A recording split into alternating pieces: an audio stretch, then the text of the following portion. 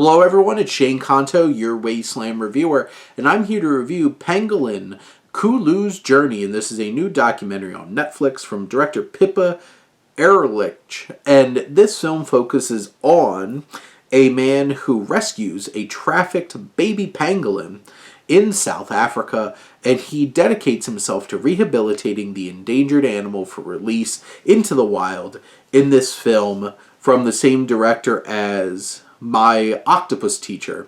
So yes, I have a lot of feelings about My Octopus Teacher and how it won the Best Documentary at the Academy Awards.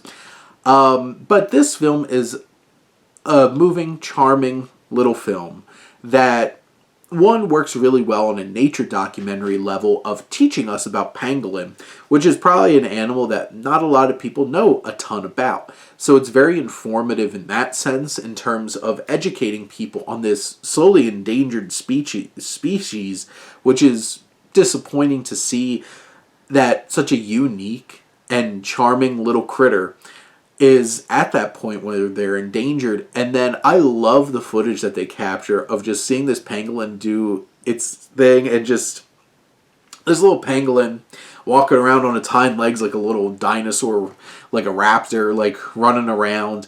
And you know, you learn and see how it feeds, and you see all this like really up close and personal, clear, crisp film and footage of it eating, taking on like termites and ants and stuff like that. And it just, in the wild, you have a lot of that. And then you have this dynamic with this man who, I feel like the film's less interesting when it's focusing on him specifically and his journey and stuff like that, even though I think it does add some solid context to like what's driving him for this experience.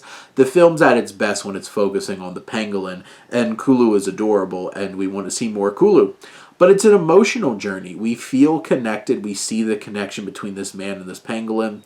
And I do feel like there's some of the elements that take away a little bit is like this guy is over like trying to represent like understanding what this animal is thinking and stuff like that. And I'm just like, dude, just let the pangolin be and let the pangolin thrive. And if the pangolin wants to come near you, the pangolin will. And there's just moments where it's just like, oh, I really know that I did this to this pangolin and this pangolin's feeling this way, and Kulu's so upset. It's just like, no, you don't.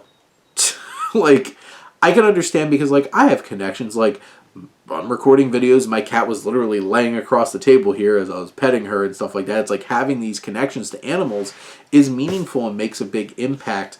I just feel like this film was more effective when it was more of like nature documentary and focusing on what we do see and what we can tell and understand, instead of, you know, having somebody trying to put their feelings and thoughts on this animal.